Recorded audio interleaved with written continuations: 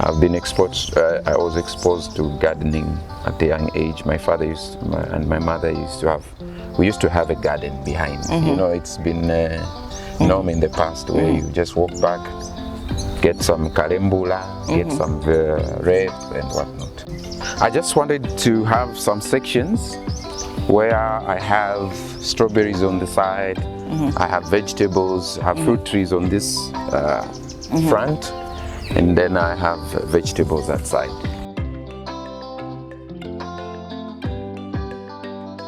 My name is William Lombe.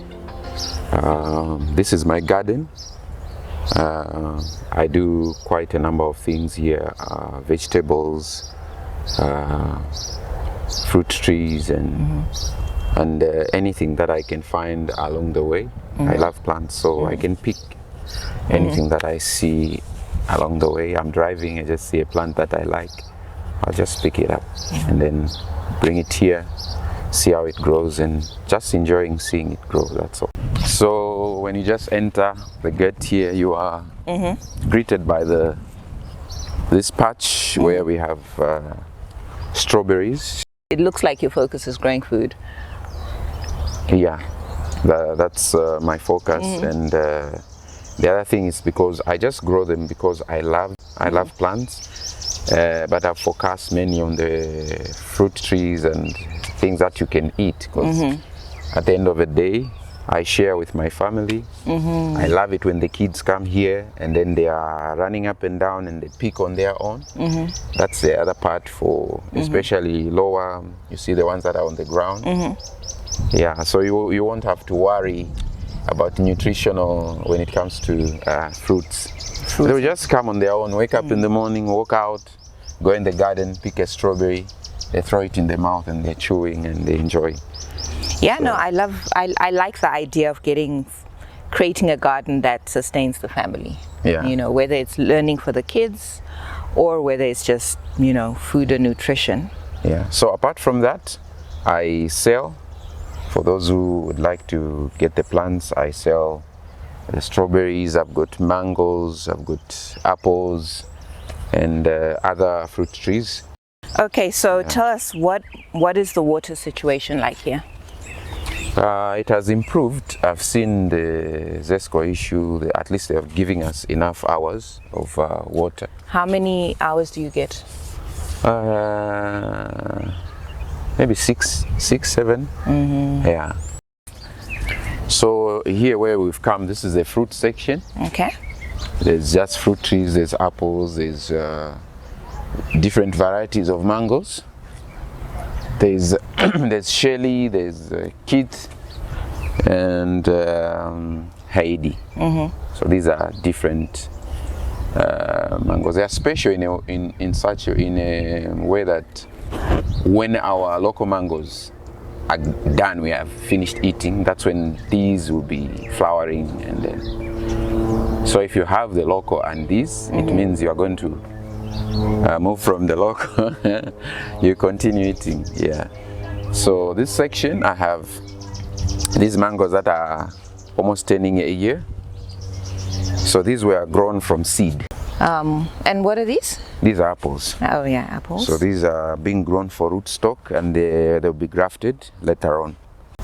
How do apples do in Zambia? So they used to say apples can't grow in Zambia, but from experience I've planted a number of trees. Some are 5 years old, 6 years old, and we are eating from those trees. And the clients that bought the plants call me and tell me, they call me to appreciate the quality of the fruit. So it's all about selecting a certain variety that is able to do well in the hot climate or our climate.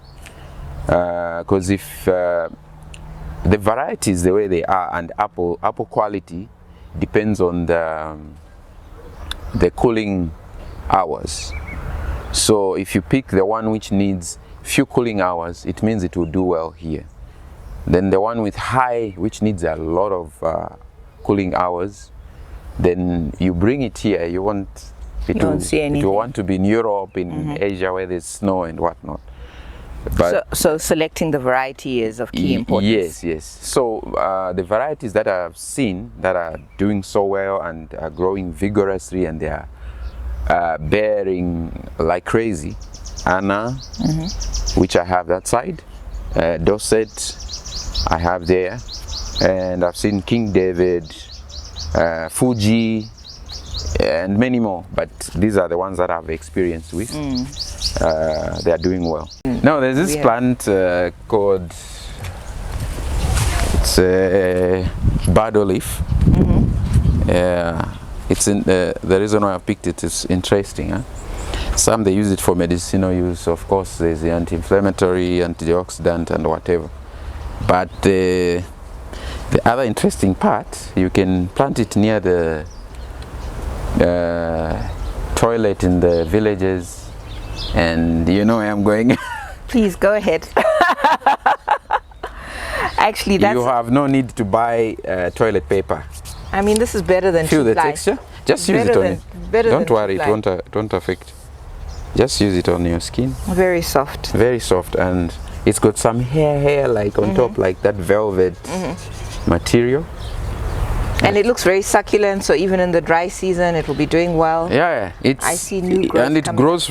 You can actually grow this vegetatively. Yeah, you can just cut, snip, and propagate it. Okay, so here we have soursop, the famous soursop. Yeah. I mean, sales of this and interest in this is really taking off. Yeah, sure.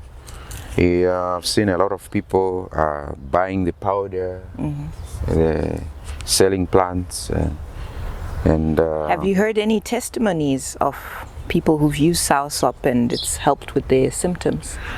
Yeah, I've actually used it myself when my wife and some other people have seen the results. I mixed the leaves with honey. You are going to sleep like a baby. Yes. Just 3 leaves, boil water, put 3 leaves wash the leaves nicely, drop the leaves into the water, and then add a bit of honey, depending on what amount you want.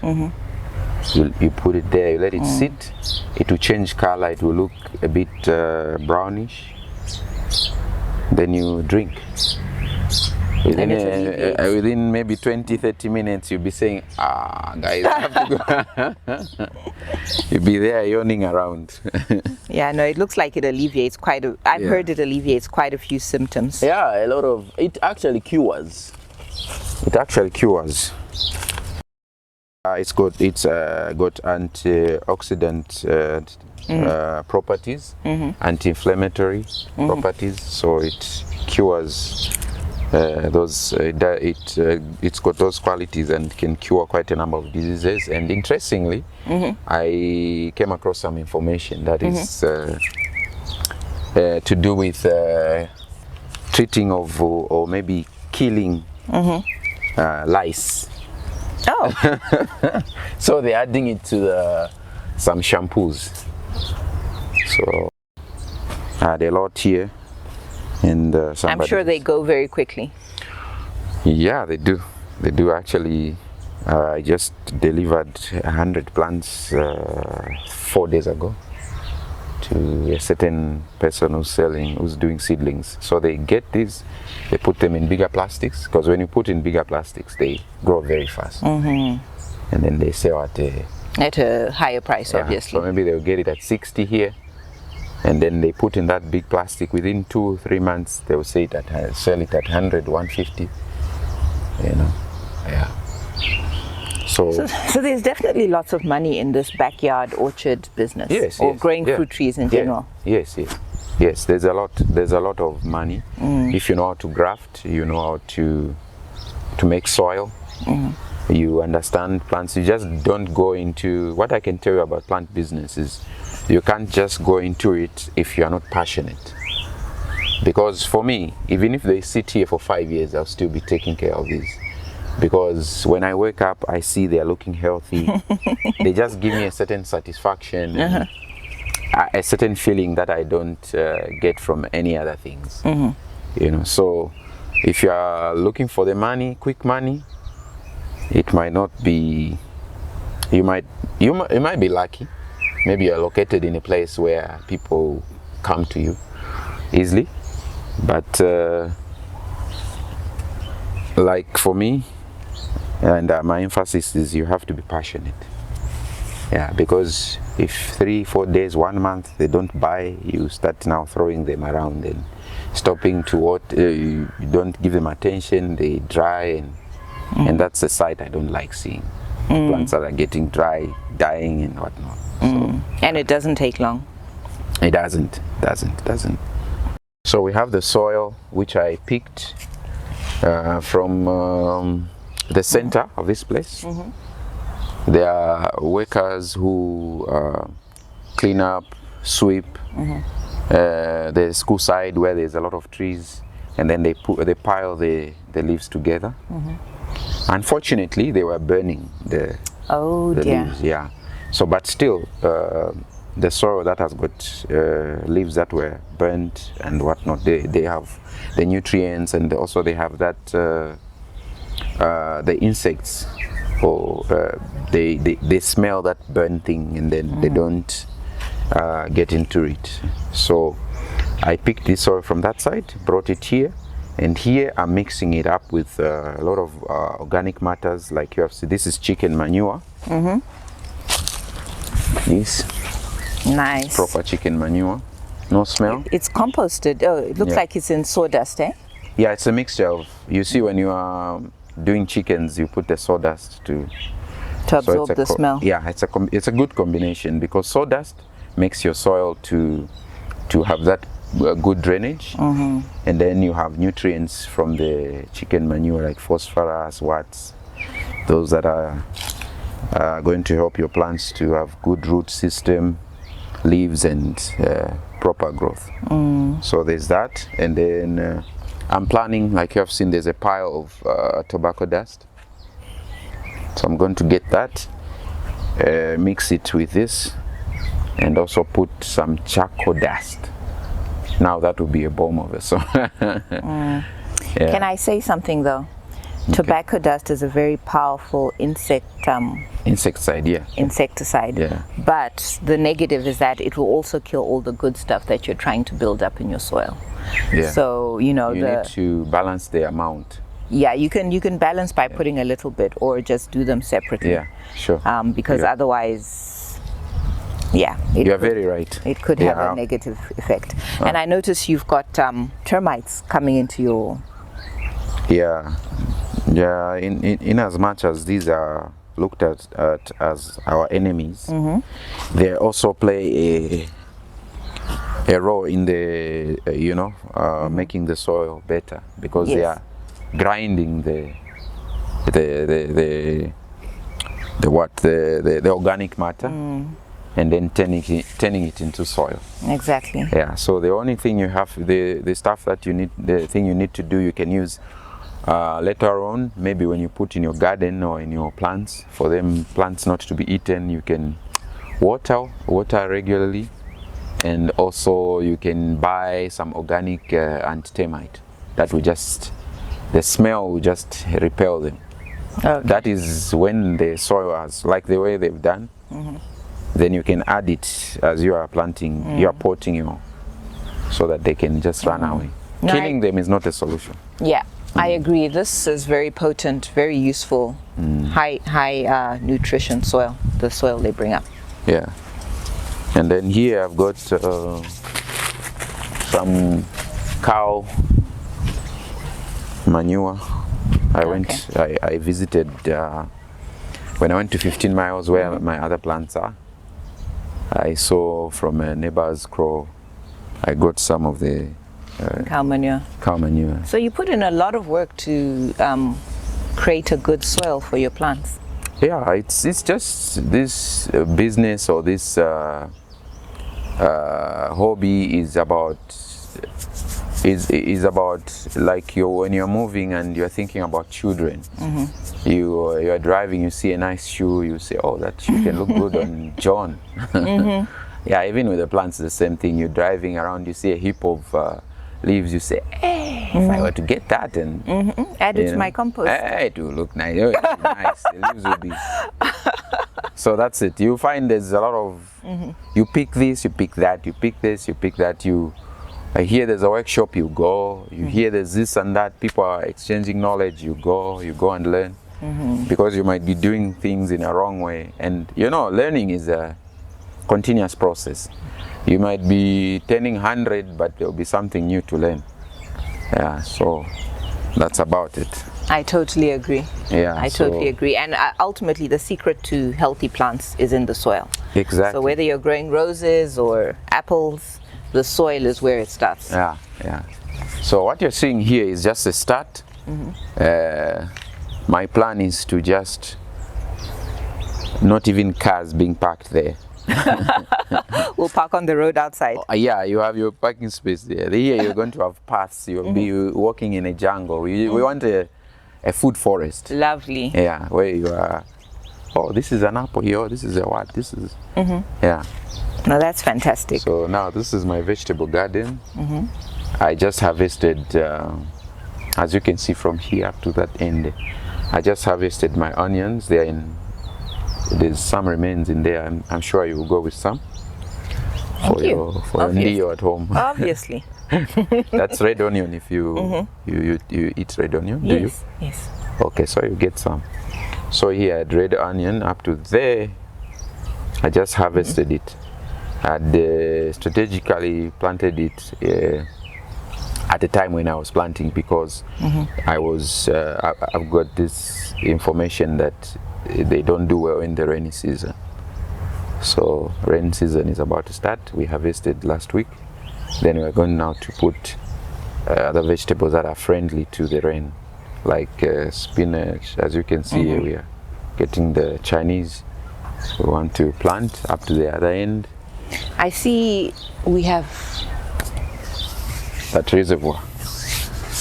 Yeah, so because of this load shedding, yeah, we were having problems with the water, and then there was an odd leak on this part. So I thought, instead of the water going to just seeping into the ground, I bought some cement, did the pond, and this is able to water at least a good portion. I also have that tank in front, the 700 liters. That one also is sufficing when there's no. So you water by hand, basically, with a hose pipe? Yeah, there's a pipe, and then also by hand. Sometimes I do it deliberately. I'll use the cans just for my exercise. Yeah, so that I'm fit at least. No, I think it's, I mean, gardening is the best form of exercise, so they say. Yeah, for sure. Mentally, physically. Yeah. So. And when you're planting your gardens up, are you thinking we're going to sell? Are you doing it for profit, or is it really just for sharing because you want to be a good neighbor? For all this time I've been planting vegetables, they are just going to the family members, and for those who are just passing by and they say, hey, we want some vegetables, then we give them.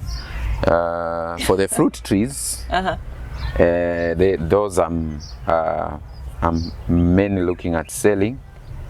Yeah, but if you're lucky, on that day you find me on the good side, I can give you one or two. I know, I'll be visiting more often, definitely.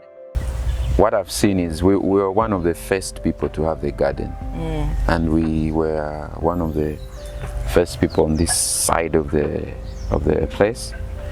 And I've seen, if you check here, there's a garden, that side there's a garden, there's a garden here.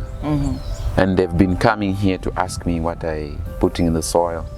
So on the other hand, I would say there's been some influence. Yeah, they do come, they want some compost, they want some tobacco dust. They're asking what I'm spraying, what I'm doing. The other day they were telling me, our plants are drying. You here, they are green. What's your secret? What are you doing? So I said, no, I've got a reservoir there for the water. And then in front there, I've got that 700 liters. So when there's water on the taps, I'm watering and I'm reserving that on the other side. When there's no water, then I use my Your other reservoir. Yeah.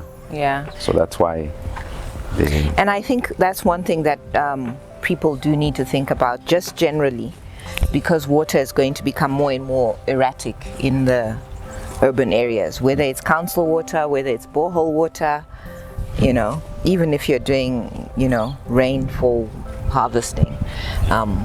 We do need to have a plan for various water sources to feed our households and to feed our gardens.